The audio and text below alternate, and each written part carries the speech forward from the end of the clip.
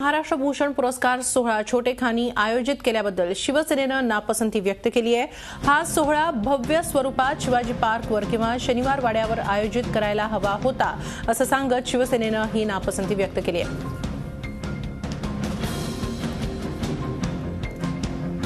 सोहळा भव्य स्वरूपात हवा होता, पुरस्काराला होत असलेला विरोध मोडून काढा असा सल्ला शिवसेनेनं सरकारला दिला। शिवसेना नेते संजय राऊत यांच्याशी अधिक बातचीत केली आमचे प्रतिनिधी दिनेश दुखंडे। शिवशाहीर बाबासाहेब पुरंदरे यांना महाराष्ट्र भूषण पुरस्कार देण्यावरून निर्माण झालेला वाद आता शिगेला पोहोचला आहे।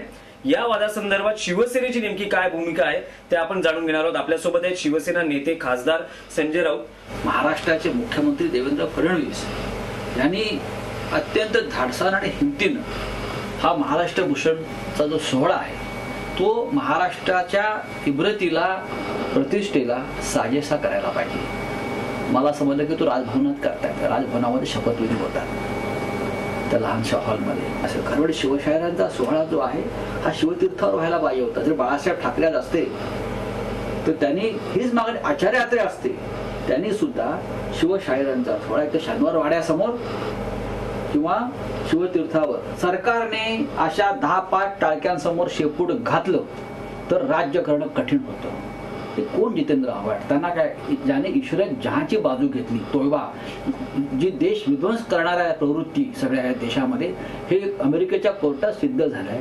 त्या ईश्वरत जहाला महाराष्ट्र भूषण द्यावं असं यांना वाटतंय का?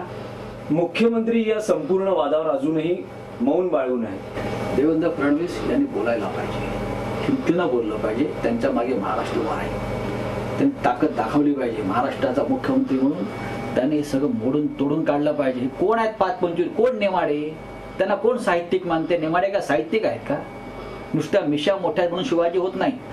कोणत्या मुक्ता दाभोळकर आहेत, ठीक आहे आपण नरेंद्र दाभोळकरांच्या कन्या आहेत, आपण अंधश्रद्धा निर्मूलनाचं काम करा। तुम्हाला बाबासाहेब पुरंदरेंवर बोलण्याचा अधिकार कोणी दिला? कोण विद्याबाळ?